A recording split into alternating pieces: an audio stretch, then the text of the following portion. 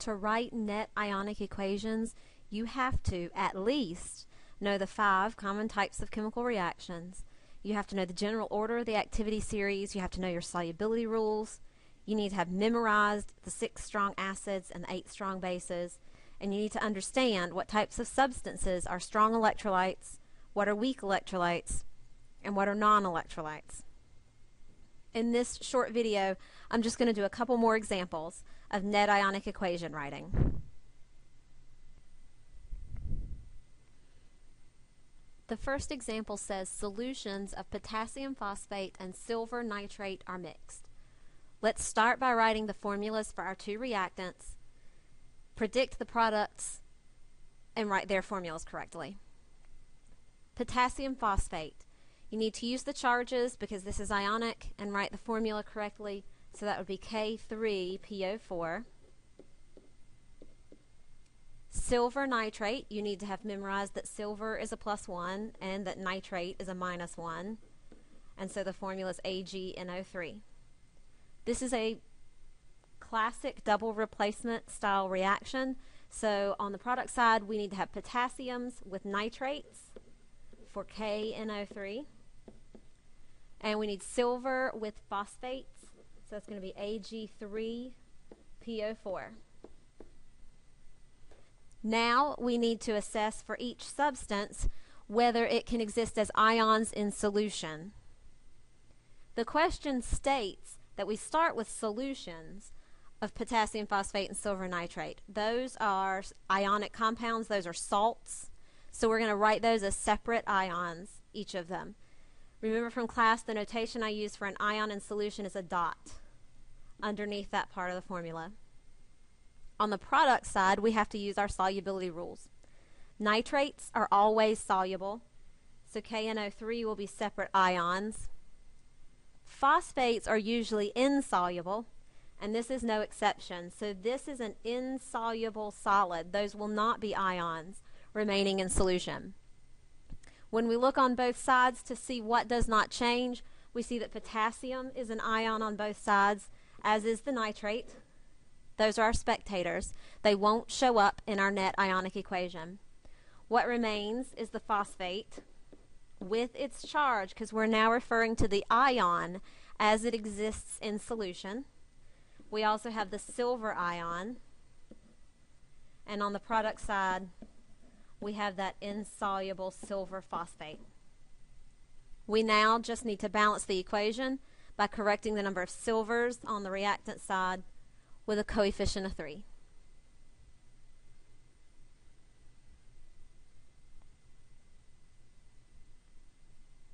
Our second example says a strip of magnesium is dipped into a solution of silver nitrate. When it says a strip of magnesium, that refers to a solid sample. So we're going to have to write that as the formula for that element, the symbol for that element, just Mg. The formula for silver nitrate, we had that one in the previous example, AgNO3. This is a single replacement reaction. Magnesium is indeed higher on the activity series than silver, so a reaction can occur. That means magnesium will now be in a compound with nitrate, and we will have silver left over now as an element by itself. Do we have anything here that will exist as ions in solution? Yes, we do. Silver nitrate as a reactant is a solution, so those are separate ions. And on the product side, magnesium nitrate would also be soluble. So on the product side, we have magnesium and we have nitrate as ions. The magnesium on the reactant side is not in solution. There is no other way to write it but as Mg.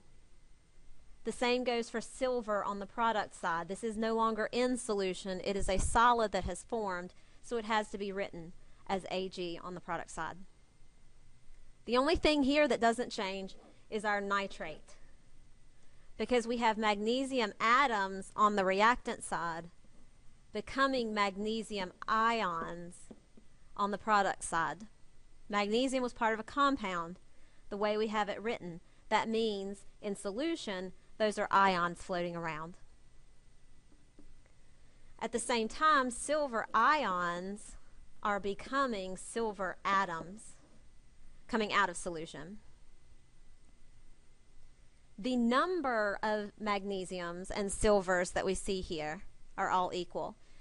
But in net ionic equations, you also have to balance charges. Currently, we have +1 on the reactant side and +2 on the product side. We can't leave it like that. We have to have the sum total of charge on both sides equal to each other. That means we need 2 silvers to balance the charges, and then, of course, 2 silvers on the product side to balance the number of atoms.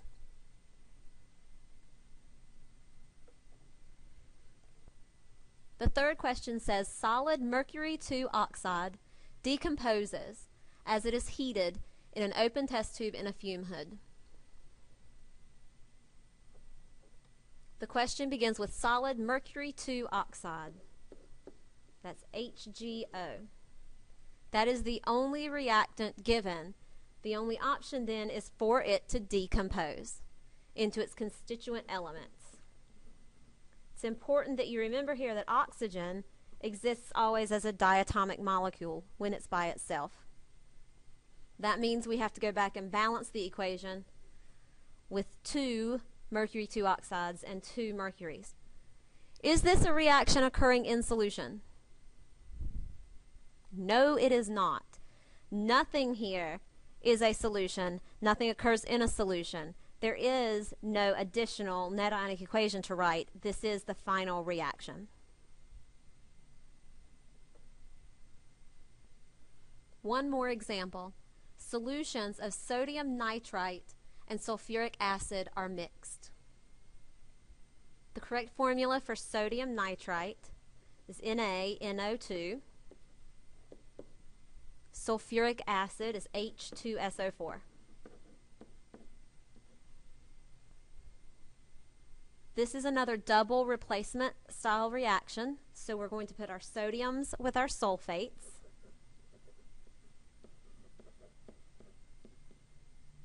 And we will have hydrogens with nitrites.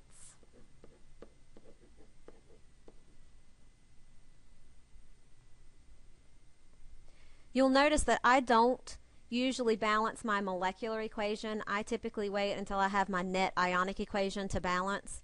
It can work either way. You just have to be careful. If you balance the molecular equation and you intend to carry that information down, you just have to make sure you account for everything when you carry it downward.